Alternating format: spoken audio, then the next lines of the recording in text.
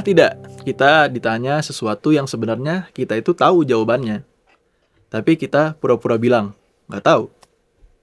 Bukan karena kita itu sebenarnya benar-benar nggak tahu, tetapi karena jawabannya itu bikin kita harus berubah.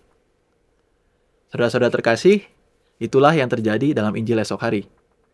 Para pemimpin agama itu datang kepada Yesus dan bertanya, "Dengan kuasa apa engkau melakukan ini?" Kelihatannya itu seperti pertanyaan iman. Nah, tapi sebenarnya itu adalah pertanyaan yang mencari aman. Kenapa seperti itu?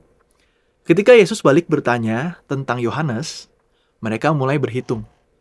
Kalau jawab ini, risikonya apa ya? Kalau jawab itu, konsekuensinya apa ya? Nah, akhirnya mereka memilih jawaban yang paling aman. Kami tidak tahu. Padahal masalahnya itu bukan tidak tahu.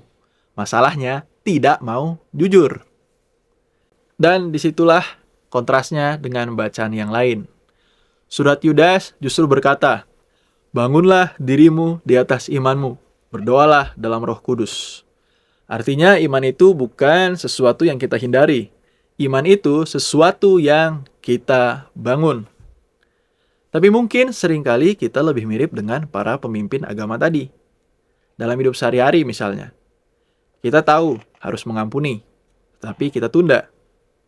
Misalnya lagi, kita tahu harus jujur, tapi kita cari alasan. Kita tahu Tuhan memanggil, tapi kita pura-pura tidak dengar. Kita bukan tidak tahu, kita hanya menghindari.